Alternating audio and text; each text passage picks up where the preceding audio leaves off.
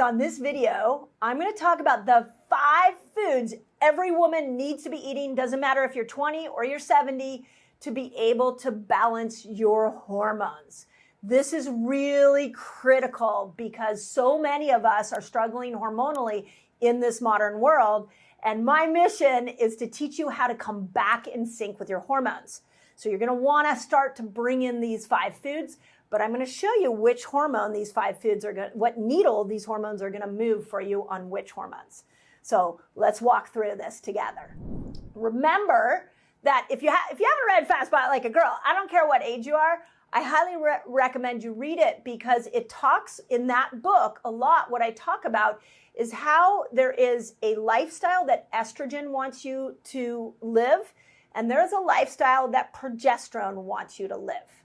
And this has been the missing conversation in hormonal health for all ages. And you think about this through. I mean, this is like something that just blew my mind when I discovered this 10 years ago. We as women have never been taught to vary our diet to match these 2 hormones. And estrogen and progesterone are like twin sisters. They look the same. We put them in the same category, give them the same name as sex hormones, but they have massively different personalities, which means there are massively different food types that they like. I've mentioned this in Fast Like a Girl, that the estrogen, she loves keto. I call it ketobiotic because I want us always to be bringing more of the polyphenol and probiotic and prebiotic foods into our life to support estrogen. And progesterone loves hormone feasting foods. So I'm going to talk a little bit about some of my favorites specifically for estrogen there. But these are the 2 food styles. Think of them as you're going to pulse in and out of these 2 food styles. If you have a cycle, great. If you do, and I'll show you how to do it with if you have a cycle. If you don't have a cycle, no problem. I want to show you how to do it based off of the signals that your body is giving you. So the 2 styles, ketobiotic and hormone feasting, apply to these 5 foods. So here we go. Number 1, my favorite, an avocado. Okay, so why would avocado be so spectacular for our hormones? Well, the first, I put avocado in the estrogen camp. And here's why an avocado can help you support estrogen. Estrogen wants you to keep your blood sugar down. And if you add an avocado to almost every meal, you slow the spike of blood sugar. So I personally, on the days that I know I need more estrogen, when I was cycling regularly, that was day 1 all the way through ovulation, somewhere around day 12, 13, 14, 15, I put an avocado with every meal that I had. I love avocado. I was recently, side funny note, I was recently interviewed on Tom Bilyeu's Impact Theory podcast. And at the end, he asked me if I had one food I could take on a desert island with me, what would it be? And I said an avocado, because that's how much I love an avocado.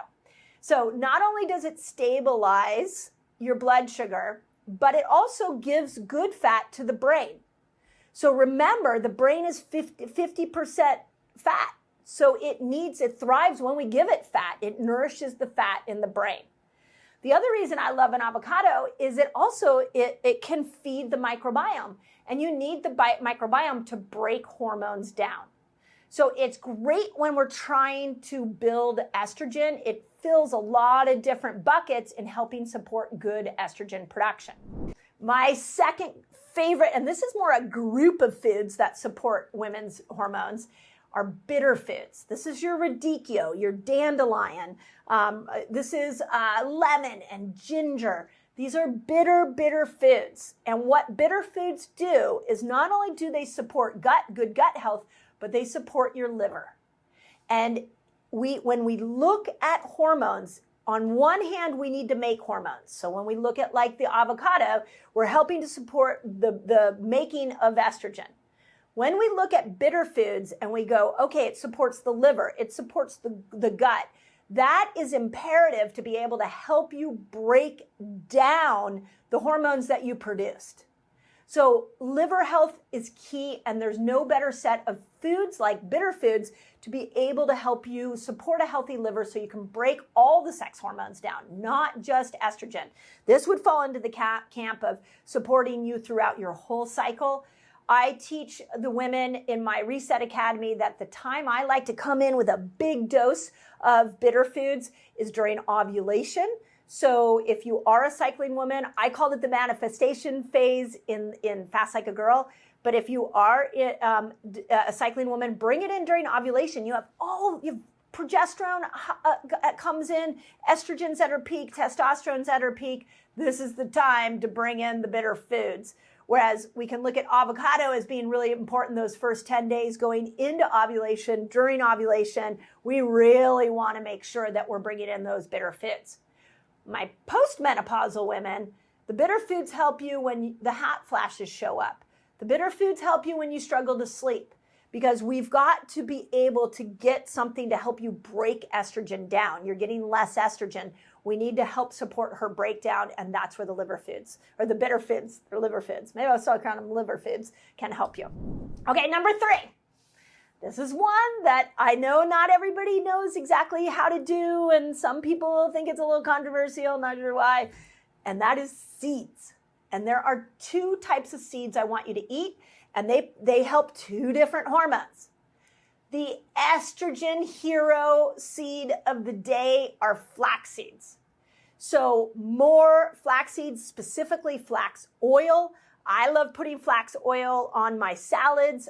Sometimes when I'm feeling like I just need to break down estrogen a little bit more, my skin feels dry, mucosal membranes are a little dry, I'll do more flaxseed. And so it's great for breaking down and supporting, it does both, supporting estrogen. Whereas pumpkin seeds, which are really yummy, support progesterone and the breakdown of progesterone. So hopefully you've heard of seed cycling. It's become a really interesting old healing strategy for supporting hormonal production. I think there's something really interesting about that.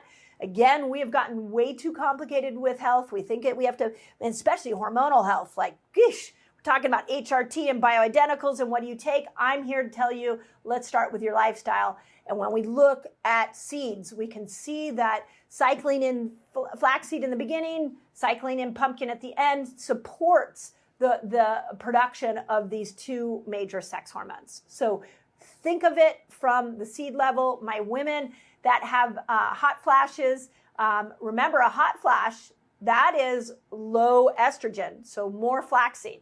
So, and I mean, the other ones are great too, but that's a big one to think about. Okay, number 4. This one is my favorite. It's my favorite. I say that about everything. Actually, all of these are my favorites. I pretty much eat all these every day. And the 4th one is root vegetables. So this is your squashes. This is your sweet potatoes. They will support progesterone. And all these hormone tests I've done on women, the majority, 99.9% of women that we've seen are losing progesterone. We are in a rushing woman world. Cortisol goes up, progesterone goes down. Since Fast Like a Girl has come out, I am shocked at how many 20 and 30-year-olds have lost their periods altogether. And that's largely because they're missing progesterone, and you can bring progesterone back by increasing your root vegetables. So sweet potatoes are my favorite. I do all different types. When I go to the store, I get the golden ones, I get the white ones, I get the purple ones. They all feed different parts of my microbiome, and it makes it for a really yummy delight. When it comes to the squashes, same thing. My new favorite one is honey nut. I can get them at my farmer's market. Oh my God, they're so good. If you haven't tried a honey nut squash, highly recommend it. But even acorn and spaghetti and butternut, bringing those in will help you build progesterone. So if you're missing your cycle, if you're anxious a lot, I'm going to recommend that you bring in more root vegetables. I eat a root vegetable every couple of days, and when I eat it a lot. Okay, number 5. Now, this might upset some people. I'm just going to say it. It's got to be said. And number 5 is meat. And when I say meat, I've specifically meant grass-fed steak is phenomenal, but even poultry is really good. Let me tell you why. Vegetarians, don't stop here. I want to walk this through through the thought process here. I'm not trying to convert you into eating meat, but I want you to think about this.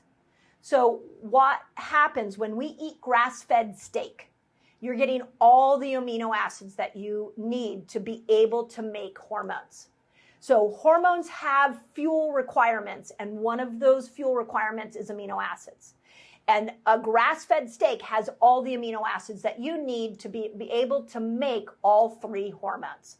So super important to get that in your diet. When we look at poultry, we're looking at our turkey and our chicken. That has the precursors, has a key component in it called tryptophan. And tryptophan is an amino acid that helps you make serotonin. Okay, my menopausal women, I want you to think about this. As we're going through menopause, we're losing estrogen. That's supposed to happen. And so when we lose estrogen, estrogen is a precursor for serotonin, and serotonin keeps us happy. So if we don't have enough serotonin, we can feel the blues. We can feel a little low. So often what happens to get that serotonin rush is we reach for carbohydrates. But you can get a precursor, a major precursor for serotonin in tryptophan, which comes in the form of poultry. So I hope you followed me there. If you are looking for a mood boost and you're looking to increase not just estrogen, but you want to increase serotonin, you need more tryptophan, and that can come in the form of poultry. So a lot of nuance there. I mean, this is a dense 5 things. And if you are vegetarian, then what I want you to know is that you might have to supplement with tryptophan. Might be that you got to slide that in there. So make sure, and you can get that in other supplements so that you can get that serotonin lift to keep your moods up. So there you go.